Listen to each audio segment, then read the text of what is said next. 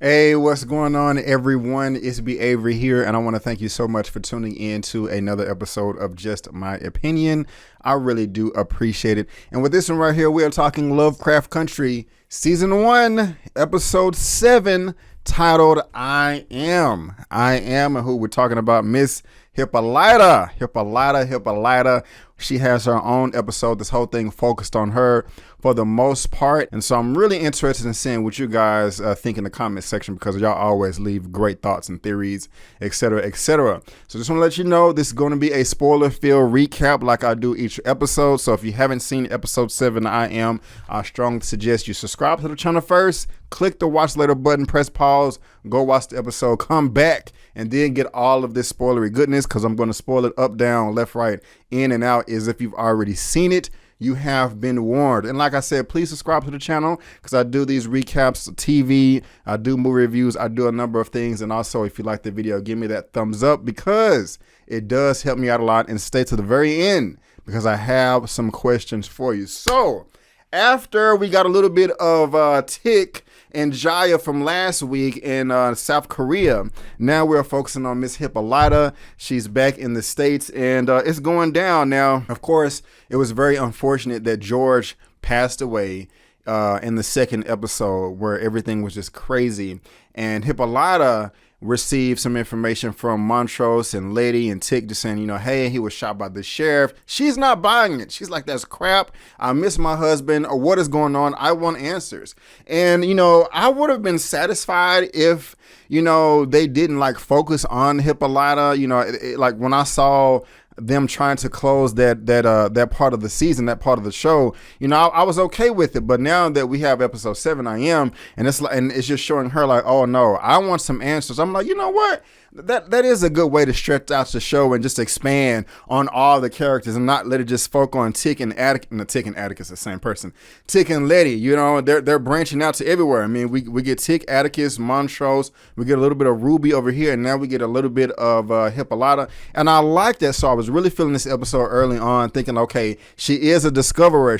We're going on another adventure, just like this is kind of like episode 4, when it was kind of reminding me of like Indiana Jones, Journey to the Center of the Earth, the Goonies, which we talked about in previous episodes. So I'm really feeling this, and I think it was same episode 4, to where when they was at the museum with her daughter Deanna, and she was like, she was telling Deanna like, hey, when I was younger, I always wanted to name things. She was trying to name some type of some stars, and she didn't get the credit for it. And her mom was like, hey, mom, you should have fought further for that. You know what I'm saying? That's messed up. But she was proud and made the announcement like, hey, my mama named so-and-so. I don't remember the exact name, but this episode right here kind of flashes on that right there, because we see towards the end of this episode that Hippolyta, she was shrinking, or she felt shrunk, and she was talking about the white supremacists and all that. And we'll of course, I'm gonna get to that. But I like that this episode was really shining light on that previous episode, bringing those feelings and emotions that were just kind of touching the surface, just kind of getting your feet wet. But now we're down in the deep end of her mindset, her psyche, and things that, keep her motivated and all that good stuff. I'm saying all this, I ain't even started talking about this episode yet. But it starts off because Hippolyta has the orrery that Christina was trying to get from the house. Now, at one point in time, I was kind of just thinking to myself, I'm like, okay, wait a minute. Christina, why did you need to give money to Letty to buy the house to go get the orrery? Why didn't you just go in there and walk in it yourself? Don't know about a little, but some ghosts that you and your family that conjured up. But I forgot that they had the spells on the door, so she probably, she couldn't get in. But at the same time, when Christina did, I think that was episode 3, when Christina did go meet Letty at the door, and then the spells came up, Christina did look surprised. So, I don't know. Y'all can help me out in the comment section there. Y'all are so smart. But anyway, that's where the orrery was, and now Hippolyta has control over it, and she's tinkering and she's playing with it, and she's trying to figure it out. And she's frustrated because she wants answers from her late husband George. And they flash back to 3 days later, where we see all the rubble from the mansion from episode 2, and she finds that that comic from George that left behind that Dee drew together, the blue space lady, which was in the same costume that we see her later on when she's floating around with the, we're gonna get to that, and then the last shot of the episode, we're gonna get to that. But she finds the comment, she comes back and she's frustrated. I'm feeling her. I'm like, hey sister, I'm here with you. You know what I'm saying? I want you to find out what happened. I mean, I know what happened to him, but I want you to find out what happened to George too, because you deserve to know. From what we see so far, you was a good wife. You know what I'm saying? So I want you to be happy. And so I'm here with you. But she can't figure it out. But she takes a little different perspective and she figures it out. But before that, she was like, and getting mad and finna break it. I'm like, what are you doing? Don't break the machine. Like, my goodness gracious. But she figures it out, and I think it says something like, it'll only tilt, like, I don't remember what it said exactly, but she had to tilt the certain planets for it to turn on.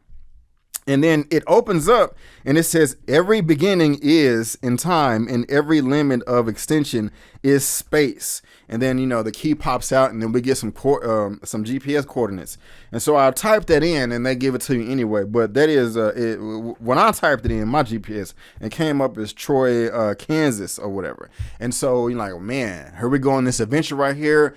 I was like so excited to see, like, wow, we got these coordinates. She got this key to the future, the key to space, key to time. Like, what's going on? You know what I'm saying? Like, this is like really going crazy. You know what I'm saying? Like, I was really some nice science fiction stuff right here. But then we got this next scene right here with like Ruby and Christina. And what we know is at the end of episode 5, Christina, at the end, we find out Christina and William is the same person.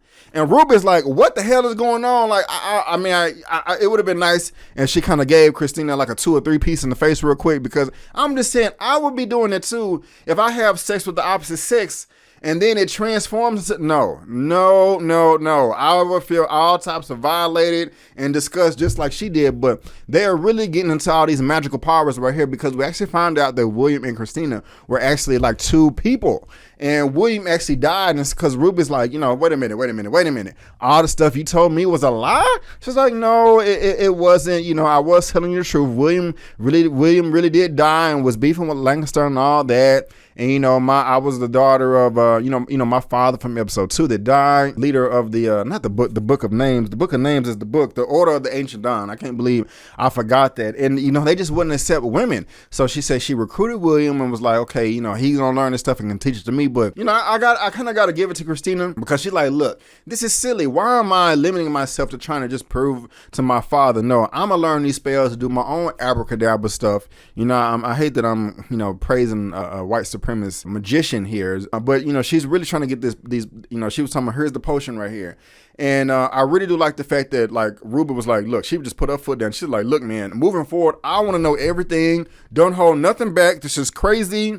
This is wild. Look, if I'm gonna be involved, I want to know everything. And I'm like, look, my sister, I'm with you. I would want to know everything too. So I'm like loving all the energy in the episode so far. Now, of course, last episode, it was a flashback with Gia and with Tick. But episode 5 that's when Letty and Atticus Tick really got together and just started expressing themselves, and we really got to see just how they feel about each other. How much they love each other. Very nice sex scenes and all that. And now we kind of see the aftermath, and it's not awkward for them on screen. Letty is waking up from a dream. She's having a nightmare, the same dream that Tick was having from episode 2 of their ancestor, or Tick's ancestor Hannah, running out of the door. And we find, it's not actually confirmed, but they're speculating later on in the episode that they think that that's the Book of Names, and that's what they're trying to find, and that's what sets them on their path. However, I found it very interesting, how affectionate they were towards each other. And I think this is very foreign to Atticus. I really was paying attention, especially the first time I saw this episode, of like how he was hugging her. It's like, I don't know. It just seemed, I could be reading this the wrong way, but it just seems like, he's just not used to that. It was just kind of like weird and abrupt, to me, in my opinion.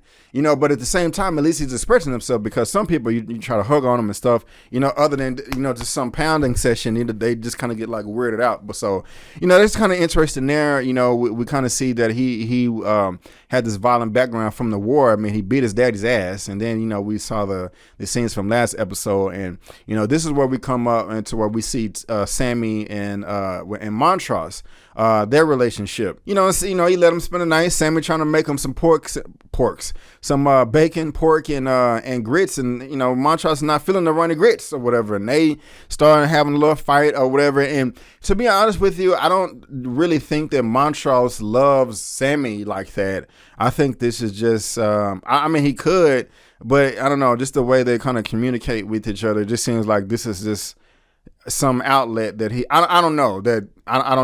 It just seems kind of artificial to me. But then we have this confrontation in the hallway, man, and like they're outside and he's holding his hand, and then Tick and Letty come around the corner and they see that. And it's just really, really awkward. I'm just like, oh man, how is this gonna turn out? And it really doesn't turn out well. I mean, I like how Tick and Sammy handled themselves. Sammy was like, yeah, I think I just need to keep on moving, and he went on about his business. And Tick, Atticus, he was pretty upset. He was pretty disappointed. He was pretty upset. I don't blame him. I would be disappointed too. If my parents just celebrated their 40 year anniversary back in August. 40 years married. And if I found out that, my dad was, left my mom for a man, I would be pretty upset as well. This is back in the 55s, you really shouldn't ever say the F word, but he called him the F word, and that really did piss Montrose off. He took off his shirt, threw it down. I'm still your daddy, and you're gonna respect me. Get out. So I kind of wonder what Montrose's reaction would have been if he didn't call him the F word, if he just was like, oh, so it's true, you're gay. I just kind of really wonder what the reaction would have been. But it's really interesting, Letty's reaction too, because I mean that's awkward for her. They came there together, and Tick runs outside and kicking stuff, and really upset, really distraught. And Letty just, I'm really liking her character. And what's crazy is I'm liking her character, but it's like, it's crazy because you can know somebody, right? And that person can be like the sweetest person in the world to you, but to somebody else, they can be a complete asshole. It gets kind of new definition of like, you don't know them like I know them, because Letty and Tick, she's kind of like, like a down-ass chick. Like she's really supportive, and she stands on her own as well. She's very smart and very courageous, but she's very supportive of Atticus, Tick. However, she's treated her sister like crap, so it's like, Tick probably sees her as like an angel, and her sister Ruby just like, you low down, dirty, yada yada yada. So I don't know, doing that scene right there, that just really like stood out to me. So right here, Letty comes down and she's like, hey, I asked your dad, talking about Montrose, about your mother, your mom's family, your mom's side of the family, and how they survived the riots. And so this is where they're trying to get the car. Hippolyta's like, no, I'm going on my own guide trip. But then Ruby come outside out this garage. She got on the red shorts. Thick thighs save lives. I was like, okay, I see you, Ruby, with your short red shorts on, showing them legs. Okay, I'm not mad at you. But Hippolyta's not having it, man. She's like, look, I'm going on this guide trip. And it's kind of funny, like, it seemed like Atticus was about to get mad at Hippolyta because he can't use her car, and I'm like, it's her car, dude. Like, what are you tripping on? Like, back up. So they're going about their business, and this is also where Ruby and Letty they have their little makeup session too, because they had the fallout. I think that was back in episode 3 or 4 where they had their fallout about the money and things like that. But Ruby just kind of keeps taking her back, and I hope that they can work things out. That they can have a nice, strong sister relationship, and and so but Hippolyta is on her way to Kansas, and not Montrose, but Atticus, Atticus, he is on his way to St. Louis to meet his mom's side of the family, Aunt Bertie. And, as they're there, she's talking about Bertie and Ethel and how their husbands died, and they just did not want to be two old widows just sitting aside. And they're just getting to know each other, and he's getting to know that side of his family. And she pulls out the book. He's like, hey, I got this family book or book of names, and that Ethel spoke of, and he's like, hey, maybe that's it. But she was like, they burned all the white folks, the evil white racist white supremacists. So that's pretty unfortunate. But as he's looking in the picture book, he notices that he has like the same I don't want to say tattoo, but birthmark of one of his old family members, I'm assuming. And that's kind of funny seeing Aunt Birdie's, or is it Aunt I can't remember if it's Aunt Birdie's or cousin, but is it if it's his aunt or his cousin? I think it's his aunt. So excuse me, we're gonna go say that this is his aunt. But the look on her face when she came around there and saw him with his shirt was half off, that was funny. But it just happens to be that Letty knew the phone number. I mean, maybe she just didn't know, but she called him and was like, "Hey, guess what? I found the orrery, and Hippolyta found it. I think she knows that she lied to us. Ruby's hearing this whole conversation." And I guess she reads the coordinates to Tick, and then he goes to save the day. Now, guys, please help me here. I may have missed something, so please do not crucify me in the comment section. But at this point in time, Atticus was in St. Louis, while Hippolyta, when she goes and finds the thing that at the time we think is like a space time machine, that is in Kansas, and I believe that's like 6-7 hours away. So I was just kind of thinking like, how did Tick get there? But hold on real quick. If I missed something, please let me know respectfully in the comment section. But man, this is where things just really just start to get good to me, because she goes in that watchtower. She goes in there and she finds this machine, and nobody knows how to turn it on because she's the one that has the key or whatever. And Hippolyta is like really smart. She's trying to put everything together. She's figuring out the puzzle, turning this way, turning this way. It got the little planet things in the middle, and then the numbers on the side. And then she's talking about mass rotation, velocity, radius, mass rotation, velocity, and radius. And she also says the length of time it takes for each planet to travel around 2 suns. I'm just like, man, hold up. This episode is just getting like better and better and better. How good can it get? But these white cops come down, right? And then it's like a squirrel, and like Tick comes in there like out of nowhere like Superman. Now he doesn't at the time know that the gun is pointed at Hippolyta or whatever, but he just busts down there anyway because he just feels responsible, and he just starts getting the fighting or whatever. And I like that, he comes and just I can't remember if he gave him a 1 or 2 piece. Here's the first dude. The other cop is or the security guard is trying to hold the gun, and Hippolyta jumps in there too or whatever and knocks the gun out of his hand. And I don't want to see women getting hit in film and movies or whatever, especially a black woman. But at the same time, the cop did punch her, and I do like that realism right there, that they just kind of weren't afraid to show it. But it's a nice little scuffle, and then he shoots the machine. Things just start going crazy. Lights flickering everywhere. This flipping back and forth, and then the portal opens up. I'm like, oh man, what the hell is going on? You know what I'm saying? We are really, like just in some crazy times right now, and he throws the dude in the portal or whatever, and they shoot the other guy. And so they just kind of chilling right there, just kind of watching what's going on. And I'm just thinking to myself, okay, can y'all please step away from the portal? Like, what are you doing? Go on the other side of the room. Yeah, I don't know. That right there just kind of really bugged me. And then Hippolyta gets sucked into the portal or whatever. Now, at first, I was like, wow, okay, she's, if you look at her face, I would be like that too. Just like, oh, crap. This is scary as hell. And it did not look to me like Atticus got sucked in either, but we'll get to that towards the end. And then it kind of shows like a shot in space, like she's like some comet or meteor coming down. And what's funny to me is she was in Kansas, Mayfield, Kansas, and so she kind of like went through a portal. And I was kind of thinking to myself, oh, she just kind of went through a portal. We're not in Kansas anymore. I don't know if that was obvious to all y'all, but I kind of picked up on that. I was like, oh, that's cute. I see what you guys are doing. However, when she's landing and they show the coordinates, the numbers haven't changed. The coordinates haven't changed. They're still in Kansas or whatever. But it looks like she's on another planet or another moon. And then the camera like zooms out, and then you see some like big spaceship or space station or something like that, and then like the light flashes, and then these 2 giant androids come out of nowhere, and I'm like, oh man, like we are definitely not in Kansas anymore. I don't know what's going on, with these giant androids, but I'm into it.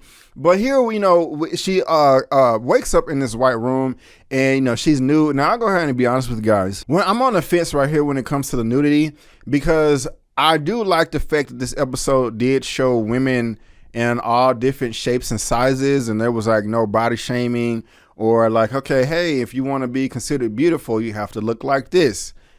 But at the same time, I don't like unnecessary nudity, especially when it just comes to my black women, because they showed her nude up there, but then she put on a gray jumpsuit. I'm like, okay, why couldn't she just wake up with a jumpsuit on, or, just get a shot of her back or something like that. And then later on, when, she was doing her interstellar travel, she went to France with Josephine Baker. They had, like, nude scene there, nude scenes there with women. I mean, I don't know. It didn't make me, well, I mean, I'm talking about it, so I guess it did bother me, of course, and I just said that, but I just don't like, just in any form of entertainment, I don't like just unnecessary nudity. I just don't think it was necessary. But anyway, she puts on the gray suit, and then she realizes that she has these like purple wrist devices on her arm or whatever, and it's like cutting her up. But no, let me not skip forward. She's trying to figure stuff out, using her brain and things, and trying to figure out the puzzle. And that big android lady comes in there, and it's the same type of body that we saw outside, but it's of a black woman's face with like a giant afro. Now I would have to say, when they zoomed in on the woman's face, she did look beautiful. I could not tell if that was the same person as Hippolyta, just in that form, just in a different form, like she's seeing herself, in a different light, or this is some type of allegory. But she was just telling her, she was like, you're not a prisoner, just name yourself. And and Hippolyta's like, who are you? What are you? And later on we found out that it's a society, but she's like, who are you? What are you? And then the lady says, I am, which is the title of the episode. So of course that has some significance right there. And I'm just like, I have to be honest with you, man. Like, seriously though, the woman's afro was on fleek. I was like, damn, that is like perfect. I'm trying to get mine like that. So if y'all have any suggestions or tips, or anything I can put in my hair to make it grow like that, and just make it look beautiful and pop, I will go ahead and give that to you. But I have to be honest with you as well. If we look at the android lady from the neck up, because that android body down was kind of scaring me. But you look up, that was a beautiful black face of a woman with those nice pouty lips.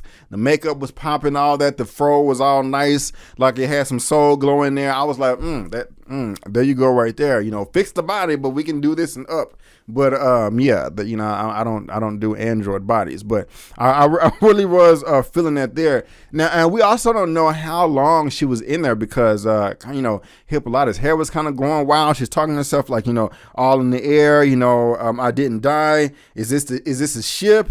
Did I travel in time? Is this in space? She was talking about Gustav and gravity shifts and things like that. So she's really using all her smarts to trying to like figure this out. And that's when she's playing with all the numbers and with the formulas, and things are floating in the air, and she's like 69 and 63 trillion, and then she opens up the panel and gets the silver thing and tries to go open the door. But then the I am Afro lady comes back and is like, name yourself. And this is, I'm just gonna be honest with you, right here it's starting to kind of just got a little goofy and weird for me. She's like laughing like, ha ha, who are you and what the F is going on or something, she said. I'm just like, okay, y'all are kind of losing me now. This is a bit weird, little la la land.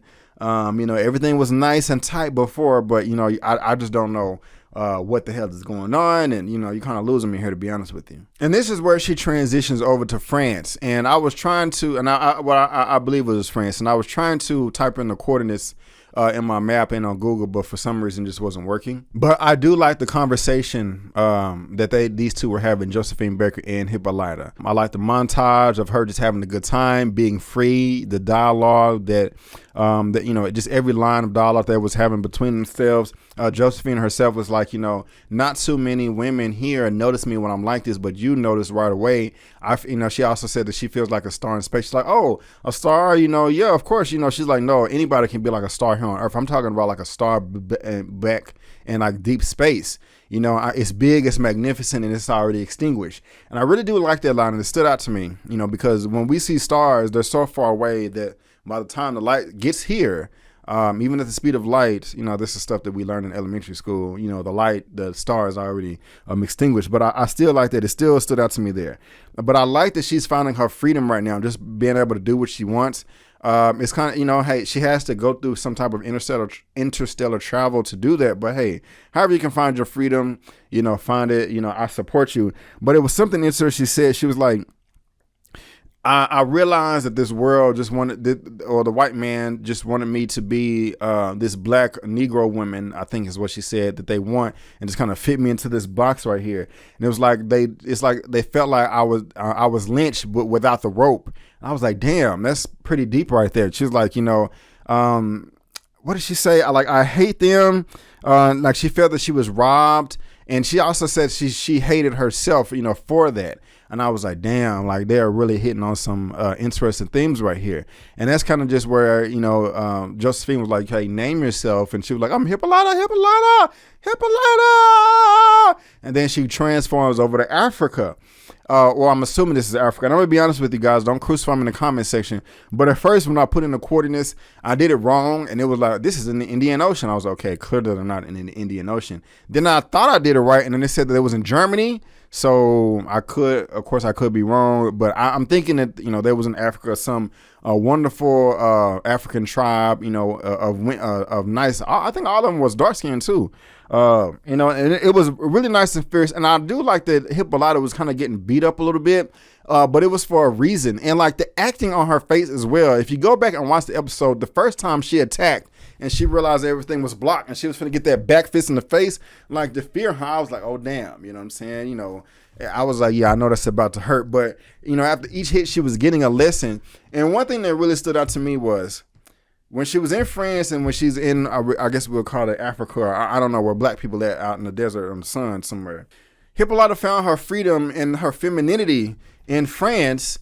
But she also found her tenacity and her courage and her strength, in Africa. So, she found her femininity and she also found her strength, in two different forms, and each setting gave her a montage because, she had the montage of France where she's dancing, singing and smoking cigars or whatever it was. But over here, for her to get her strength and to fight back and be bold and courageous and not back down, like, she's just supposed to bear children and cook food cook their food and their children. I'm assuming she's talking about the white supremacists and all the time. About, yeah, she's like, you're free, but you're free to only bear their children and to cook their food. And they showed her fighting and swinging, and she's dodging it like she's Neo and just, boom, boom, getting here with it and all this. I'm liking it. I'm like, okay, get your, your femininity over here in France and your strength over here, with the women, that's dope. And I really like that growth in her character.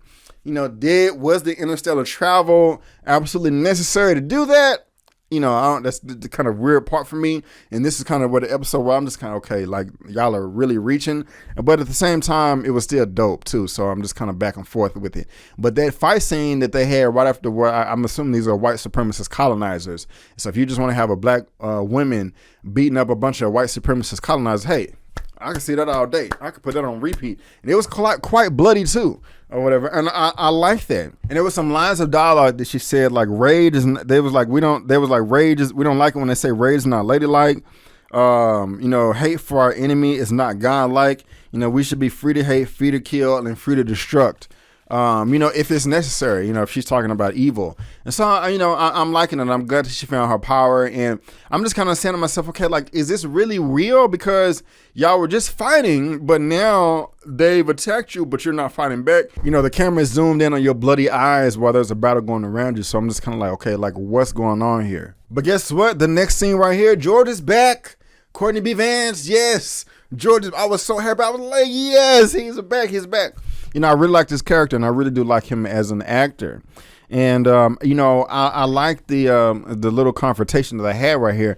But we found out that it's not real because she said to herself, okay, when I was trying to escape the white room, with the Afro I Am lady, she was like, it wasn't another planet. It wasn't a time machine.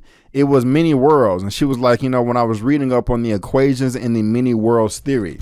And I've actually, I could have looked it up, but I didn't. So let me go ahead and do that now real quick. Okay, I couldn't find that, so we're just going to move on. But it was funny because if you look at George's face, he was like, what the F are you talking about, woman? Go look at his face. However, guys, I think, to be honest with you, that this point right here was the most important point of the episode because it's unfortunate that, this is where Hippolyta was saying that, man, I never did reach my full potential. I wanted to do this, I wanted to do that, but I was, I shrunk down to like a housewife or something, and I wanted to be more. I wanted to be an adventurer. I wanted to be an explorer, a discoverer.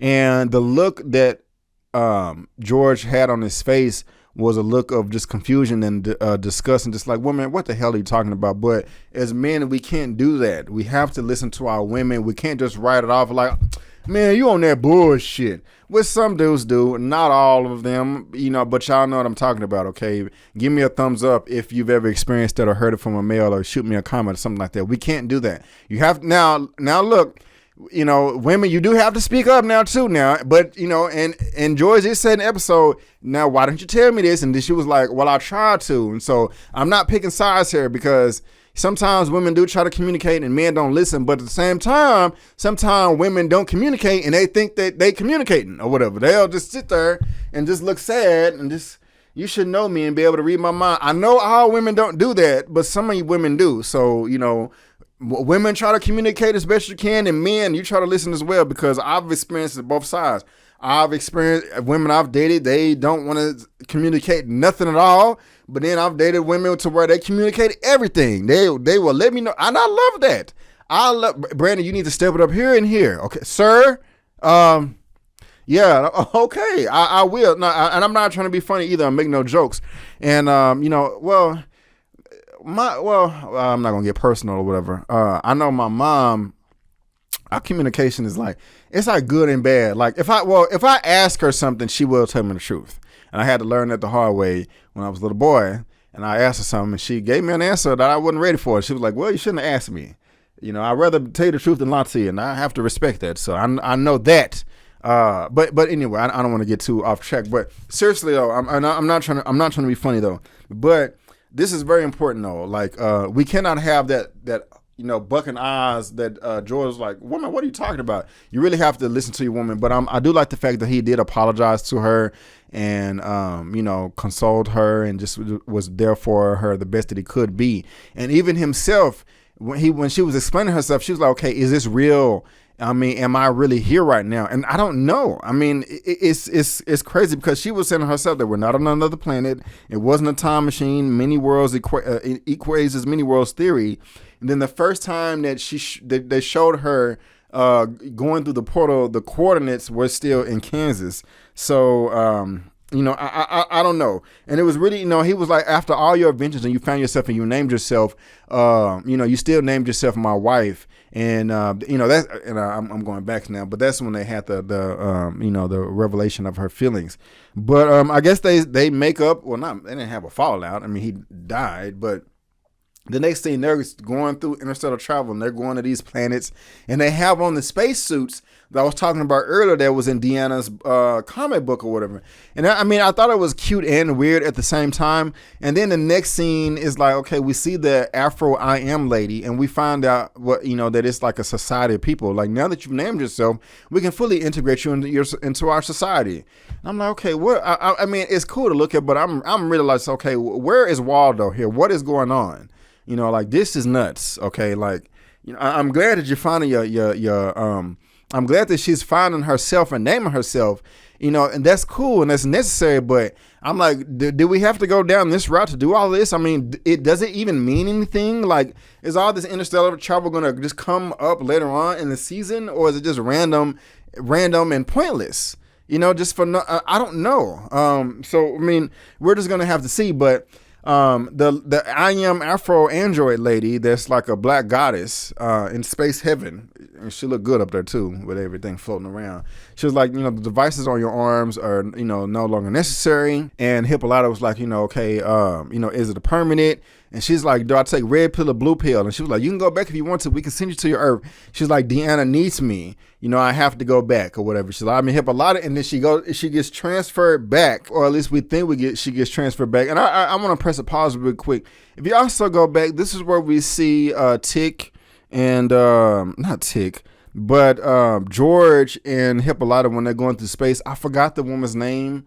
But it was poetic the way she was narrating in the background. She's a super lovely elder. I cannot remember her name, but she said something about black people are myths, and that kind of stood out to me too.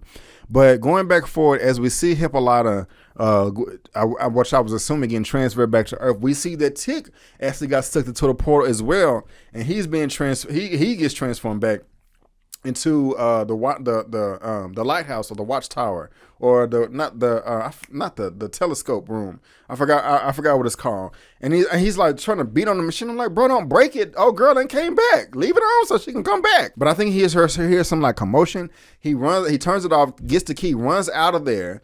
But then they leave the book there, the spacesuit, and that was the same suit that the Hippolyta and George was wearing in space. And so I don't know where Hippolyta is right now. This interstellar travel was a bit weird. I mean, it was empowering. And, for all my women out there, if you found some empowerment in this episode, that's great. And I'm happy for you. I'm not going to knock it for that. But, I just really hope that all this interstellar stuff has some true significance to it later on in the season. Because if it just happens to be pointless and random, then I'm just like, okay, I want different types of entertainment for black people, but I want it to make sense too and have some type of context, because some people was also complaining last episode, like, okay, all of that stuff with Jaya wasn't necessary we didn't learn anything new that we already didn't know about Tick. I mean, some people felt that way in the comment section and other reviews that I kind of, that I was able to look at. And they was hoping that comes back later. So I really do hope that everything comes and circles back around. If I understand everything correctly, we have 3 more episodes. And so I just really want to see some crazy abracadabras, like bam, bam, just crazy nut stuff. But I don't know if they can I don't want them to rush it. I mean, hopefully we'll get a season 2, but it was still a good episode, guys. It was still a good episode. But guys, that was just my opinion. What did you think about the episode? What was your favorite moment?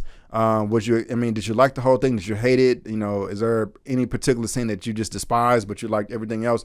It's a spoiler recap, so spoil everything down below. Also, to my women out there, I want to know if you did feel empowered with this, and if you had an experience like that with your significant other. You don't got to get super personal, but you can if you want to, about them not listening to you and you trying to explain this baby, and they're not. I want to hear from you, and if that was important to you or whatever, or if I'm just not knowing what I'm talking about. Let me know down below in the comment section. If you liked the video, please go ahead and give me that thumbs up. Also, guys, please subscribe to the channel. I am at 25,000 subscribers right now, guys. Thank you so much. I really do appreciate it. Please help me get to 30,000 subscribers. And one way you can do that is if you watch the video from the beginning all the way to the end. That does help the algorithm, the YouTube algorithm, push it out. Also, look me up on social media, Facebook, Instagram, and Twitter, all that good stuff. And go subscribe to my friends. Go subscribe to E-Man. Go subscribe to Lamont and Larry. And go subscribe to Sharronda. And also, one take Big Dog and Taisha and all of them, which I've talked about in the past. But anyway, guys, I want to thank you so much for tuning in. And before you go, don't forget to always chase your dreams, because I'm chasing mine. My name is Brandon Keith Avery, and that's just my opinion. Peace.